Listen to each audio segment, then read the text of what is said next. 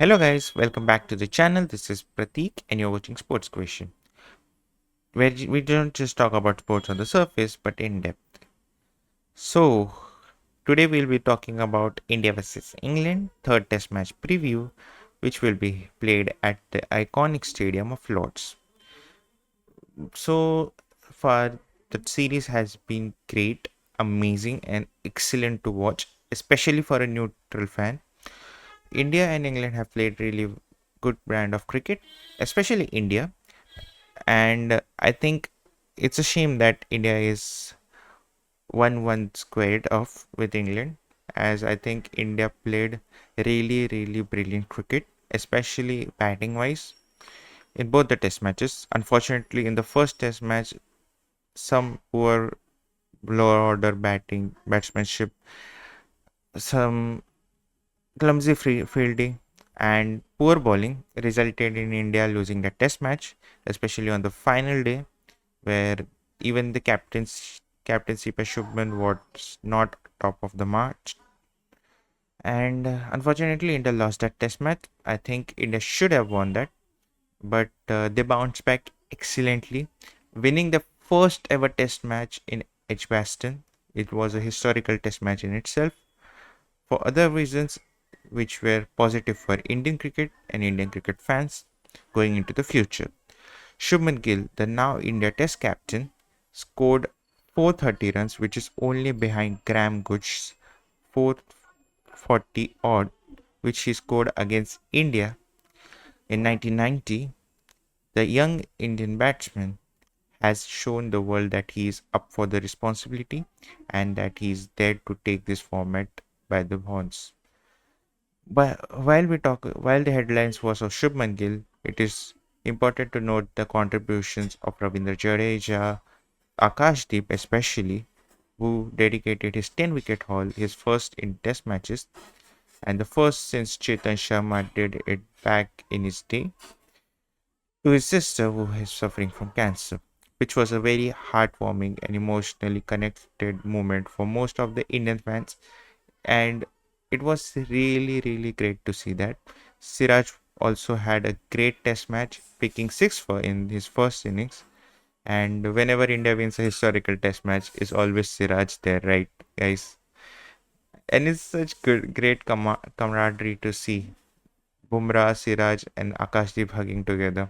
As this would be the bowling attack for India in this test match, and Prasid would be missing out, although he bowled really well in the second innings of the second test match.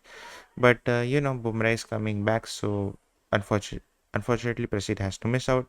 The number three spot would be held by Karun. I feel so because although he didn't score many runs, he at least ensured that India, the next batsman, that is Shubman Gill and others, don't have to face the new ball and put on 98 before he fell in the first innings. Second innings too, he was decent, but again he fell short. It was, it has been a very poor series for Karun so far, and and I think so. If he doesn't get his act together in the next one or two test matches, starting from this match, he might be replaced by Sai Sudarshan. But it's a talk for the future. If we talk about right now, India is in balance and they are on a high. But we need to be wary, as historically, whenever we have won a historic test match away from home, the next few test matches hasn't been the way we expected it to be. So going into this test match, India need to be cautious because the memories of Perth and Australian tour are still fresh in the minds of Indian fans, where India won the first test match at Perth and unfortunately went on to lose the series. We don't have to overthink it and just play the basics of the game. The pitch has been revealed by the English and the media personalities, and it is a green top, which was expected after that emphatic and historic win by India, where they beat England by a mammoth 300 runs. So this was expected, especially at Lords, and it is good sign for Indian bowlers, and hopefully Indian batters also make well of this pitch. And the English lineup is also revealed, and Jofra Archer makes his comeback after 4 years, which is a very long time for a fast bowler or any player when he is coming back to a test arena, and especially when he has played just one first class game. You can't just barge into a test side by playing just one first class game in 4 years, because the intensity and the levels of fitness that you require to bowl in the heat and field in the heat is completely different to what you practice. I think it is a gamble, and England might suffer if by any chance Archer gets injured in this test match, but I hope he doesn't. Not because this series, not because of this series, but it would be interesting to see how he does in Australia, especially because I think it would be a great battle between the Australian batters and Archer if he is fit and raring to go in Australia, the Ashes. But we have to see about it as well. And I just hope India counter this Archer threat as well. Especially the batsman to look out for would be obviously Shubman Gill. Yashasvi Jaiswal has got starts. He made a brilliant 100. He should have got another 100 in the second test match. But yeah, unfortunately, he didn't. And he's looking in fine touch along with Rishabh Pant, who we all know Rishabh Pant being Rishabh Pant. He has been doing excellently in the red ball format. He has been the best Indian batsman in the test format so far, and hopefully in the future also he continues that thing, and he just plays the way he is.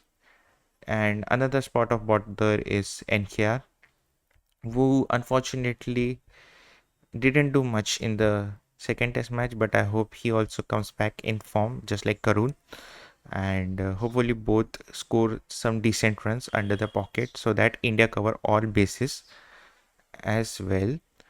Now, if we look for the history of this ground, the first innings average total is 300 plus, and then it just goes lower, lower, lower, because historically it has been a ground which has swing and seam and swing. So it if we talk about the average scores, the first score is 310, then there is 290 to 200 odd, then 190 and something like that.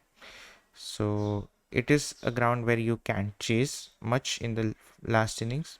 So don't worry. So if India wins the toss, I think it would be ideal to actually bat first, because chasing in England is a bit of a worry. But either we bat or bowl in, it is not a matter. We have to play well and play with our basics intact, because this England side can defend. They can defend to save their lives. I would dare to say that. I'm not exaggerating or being overconfident or anything. The way I've seen them play, the technique, they try to at least at least hit the ball, whether it is middle or not. They try to at least, even if it is a defense, even if it is going out, they can't leave the ball, and especially the defense has flaws.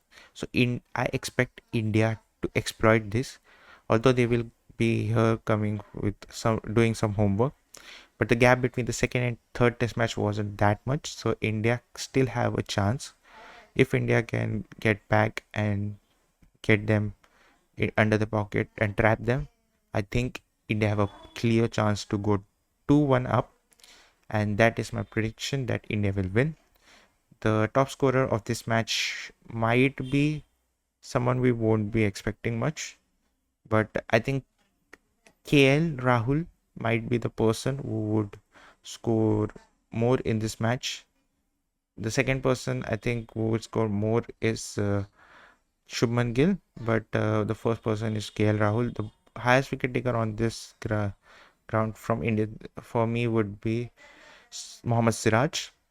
Yes, Bumrah is playing, but I think the last time around when we played, Mohammad Siraj played a really crucial part. He took 8 wickets across both the innings, and I still think he has the edge over Bumrah and maybe Akashdeep as well. And I hope India wins this match comfortably. The last time India played here, they won, and it was a historic match as well because of the speech by Mr. Virat Kohli. That was they should feel like hell for the next 60 hours, 60 overs, sorry.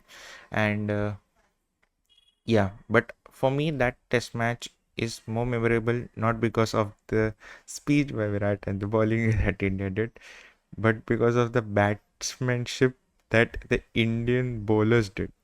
That partnership between Shami and Bumrah was so crucial because if England would have got 170 odd, India might have lost that test match. And yeah, but overall, it was a fun test match to watch, and I hope this is also a fun test match and India win this one as well. That is my prediction for this match. That is my preview for this match. Hope you liked it. Do like, share, and subscribe. And comment, please, guys. We I know there are a lot of people watching this preview. It would do me a world of. It would be so much special if you comment and share your views as well as talk about what you feel and what do you think that India should do and India should not do your playing 11. And do like this video, subscribe, and if you like this content or you want me to change something or other, do tell me in the comment section as well. Thank you very much, and this is me signing out. Thank you.